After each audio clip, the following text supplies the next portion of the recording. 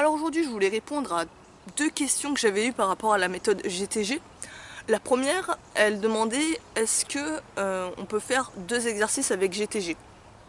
C'est-à-dire que, par exemple, je sais pas moi, tu décides de faire des tractions et à côté tu veux faire des dips ou des squats. Alors oui, deux exercices, c'est largement faisable. Moi, ce que je te dirais de faire, c'est de choisir des exercices qui n'ont rien à voir pour éviter que la fatigue de l'un empiète sur l'autre. Parce que si tu veux, dans le principe de GTG, ce qu'on recherche, c'est vraiment euh, d'être frais et de surtout pas taper dans le système musculaire. On veut que ce soit facile quand on fait les exercices. Et le risque, c'est que si tu fais plus de deux exercices, ça risque en fait d'empiéter sur ta performance. Et tu peux fatiguer ton système nerveux plus vite.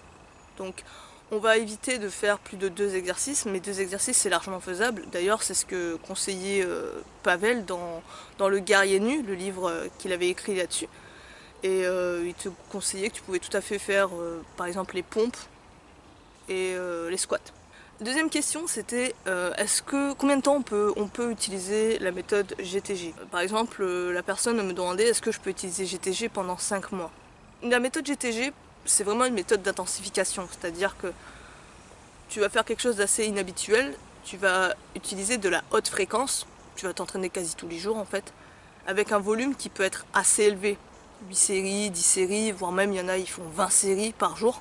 De par ce côté intensif, on va essayer de l'utiliser sur un temps assez court. Moi, GTG, je conseille vraiment de l'utiliser sur des cures, comme des cures en fait d'un mois. Quand tu vois par exemple que tu stagnes sur un exercice, que tu veux booster un peu ta force, tu utilises GTG pour débloquer un peu comment dire, pour débloquer un peu ton système nerveux si je puis dire, et gagner de la force sur un exercice donné. Et après, tu reprends cet exercice dans des routines classiques de set and rep. Si tu fais plus d'un mois, je l'ai essayé, ce que tu vas te rendre compte en fait, c'est que ta progression, elle va stagner. Elle va stagner parce que ton corps va s'adapter en fait et tu vas être assez frustré. C'est bien à un moment donné de t'arrêter dans la méthode, un mois, peut-être un mois et demi, 2 mois max, mais tu vas te rendre compte que très vite tu vas plus avoir d'aussi gros progrès que quand tu avais commencé. Tu fais une semaine de test et après tu te reposes 2 mois, 3 mois à peu près, tu reprends en fait une routine classique avec l'exercice que tu travaillais pour en fait consolider un peu cette force, voir un peu ce que tu as gagné et l'appliquer dans d'autres méthodes d'entraînement. Et après, si tu as envie de refaire une cure, à ce moment-là, ouais, tu recommences une cure d'un mois et ainsi de suite. Enfin, c'est comme ça que je te conseillerais d'appliquer vraiment GTG. Après, libre à toi d'essayer d'utiliser GTG pendant l'année, mais bon, je trouve que cette méthode, elle est vraiment...